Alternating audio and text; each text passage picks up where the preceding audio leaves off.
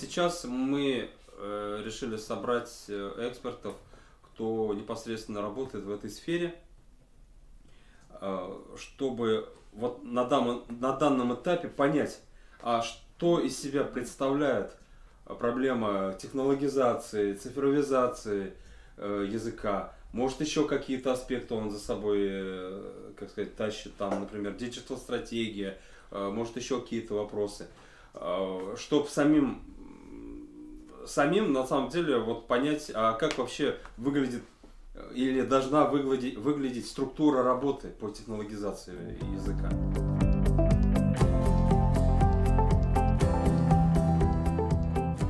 Для тех, кто, может быть, и не в курсе, да, то есть что мы подразумеваем под цифровизацией вообще? То есть язык, он же когда-то он функционировал там на уровне устной речи, то есть потом он начал функционировать на разных носителях, в частности на бумаге, то есть появился письменный язык и, соответственно, повлияло на его развитие, на распространение и многие другие аспекты, на стандартизацию языков. Вот. И сейчас мы не на пороге, на самом деле, мы уже давно вошли в новую эру, когда языки перемещаются вообще в новую для себя область, в цифровую. Вот. И у одних языков это хорошо получается, у других не очень.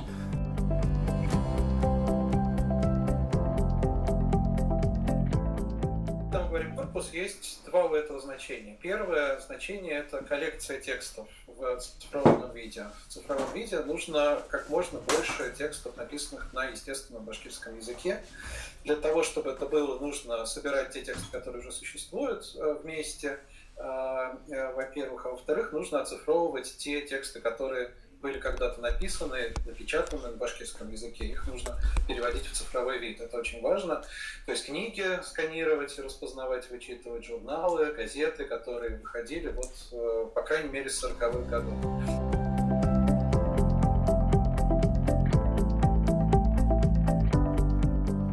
Вот как словарь вот для человека. Человек же не может в своей голове все знать, потому что Башкортостан очень большой, племен, родов очень много, там диалектов очень много, в разных местах все по-разному. В одной голове весь вокабуляр держать невозможно. А вот корпус это тоже вроде того, но намного круче. Это как бы коллективная память человечества. То не человечества, а народа.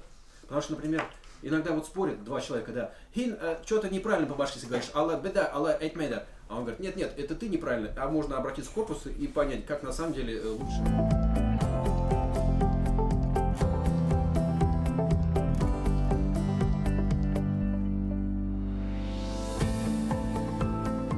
Много нельзя сделать без корпуса, много из того, что было перечислено. То есть корпус нужен в любом случае, но тут уже и другие сопутствующие вопросы. Корпус надо обрабатывать.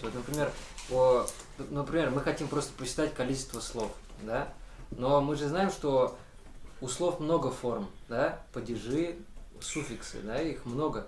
И нам нужно найти начальную форму слова, да? И это отдельная задача. То есть нам нужно взять и все слова посчитать разных форм, но с одним корнем. То есть программы, которые обрабатывают компьютерный текст, они тоже нужны. И это отдельная задача, которую тоже нужно решать.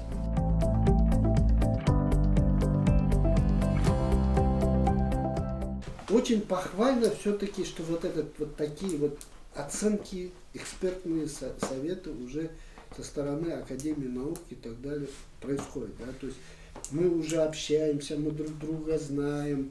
И, то есть продвижение вперед есть. Вперед есть план. Главное, чтобы она дала еще больше в конечном счете результат.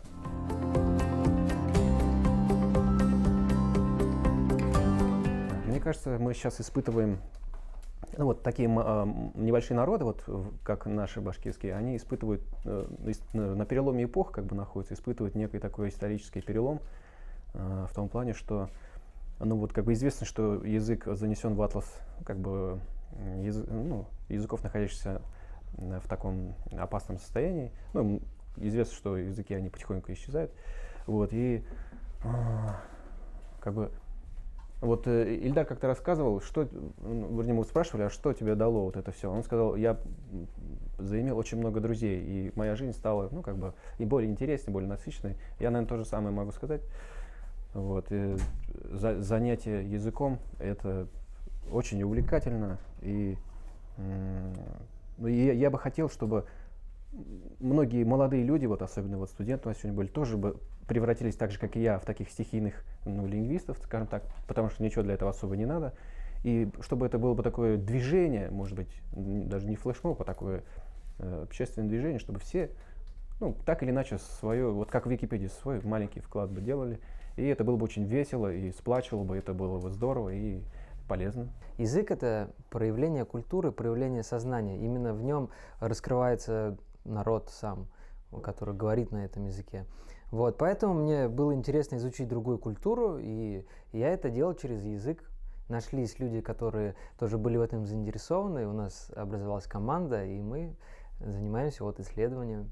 В современном обществе что нам нужно сделать? Нам нужно взять язык и перенести его в цифровое пространство. Это вот самое важное.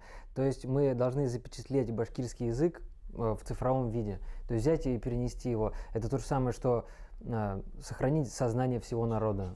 Если мы вот создадим вот огромное количество текстов, корпус текстов на башкирском языке и сохраним его где-то в интернете, то, можно сказать, мы спроецируем сознание целого народа в пространство интернета, и он будет там жить, пока живет интернет.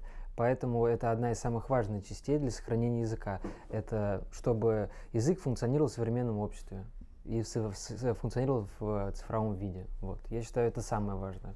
Я считаю, что первый критерий цифровизации башкирского языка — это его наличие, доступность в форме устной. То есть если человек может общаться со своим устройством на башкирском языке, и устройство его поймет, значит, мы выполнили первый критерий. А второй критерий — это наличие его в виде цифрового пространства. То есть если человек может найти любую нужную ему информацию, значит, мы достигли своей цели. В данный момент я сам изучаю башкирский язык, и я начинаю изучать лингвистику для того, чтобы помогать в проектах по распознаванию речи и по цифровизации в целом.